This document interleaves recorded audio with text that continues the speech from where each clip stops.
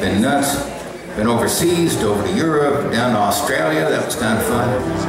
I remember going to Australia the time before this last time, and they were getting security crazy like what we are here. And we had a friend, Abe and I, and a guy named Gordon was playing mandolin. And was going through the security, because you have to fly everywhere over there. They can't drive between the cities, it's just too far. And so we was getting on the first plane for the tour. And the mandolin was going through the security thing. And they said, whoa, we got a problem. And they opened up the mandolin case and they found new mandolin strings rolled up in there. They said, oh, you can't take those on the plane. And we said, hey, we've been everywhere in the world, it's not a problem.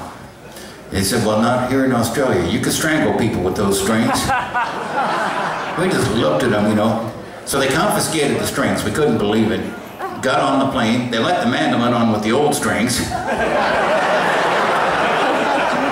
Obviously, terrorists only use new strings to strangle people. It gets pretty stupid after a while, you know. This last time we were there, though, these folks had chilled out. I got to the airport for the first leg of the tour. I said, I'm going to so-and-so. My name's Arlo. I didn't even get my whole name in there. They just gave me a ticket. I said, whoa. I mean, no ID, nothing? They said, nah, it's all right. I said, great. Get to security. You got to take off your shoes and belt and stuff if you want to. I'm thinking, wow, these folks have relaxed a little bit. It's not like here, you know, where it just keeps getting crazier and crazier. Even a few years back, where we live in Western Massachusetts, not that far from here, you know, the same basic idea, same weather, sort of, although you guys get a little more of the lake stuff, but we're up in the mountains, so it equals out, sort of. But it's an hour and a half to get from there to anywhere that flies.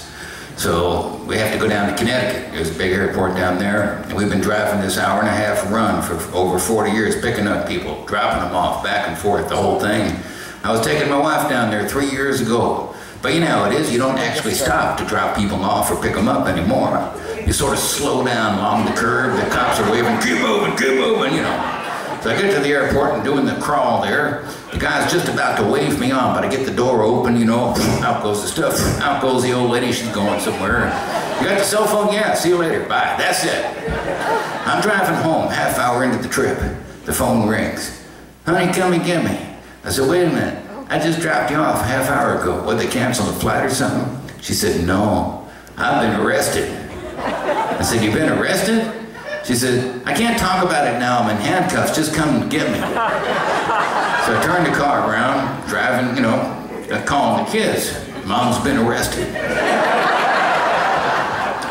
Pretty soon the Connecticut State Troopers are calling me on the phone, giving me the instructions how to come and get my wife. I gotta park the car in the no parking zone behind the squad car that's parked there. Get out, stand around in the no standing area, so I'm nervous already. I'm waiting, and eventually about an hour goes by and out comes my wife, handcuffed behind her back. A big Connecticut State Trooper moving her along, 4 or 5 of his friends for extra security or something. And this big trooper comes up to me and he looks down and he says, Mr. Guthrie, first of all, I'm a fan. Starts rattling off these obscure records of mine that even I don't have, you know. His friends are going, oh, I used to like that. I had that too till my wife took off. And they're talking like that. And I'm saying, stop! Just tell me what happened. They said, oh, well, what happened was we saw a bag going through security and it had a tag on it that said Arlo Guthrie. And we says, we know he's not here. What kind of idiot is pretending to be him?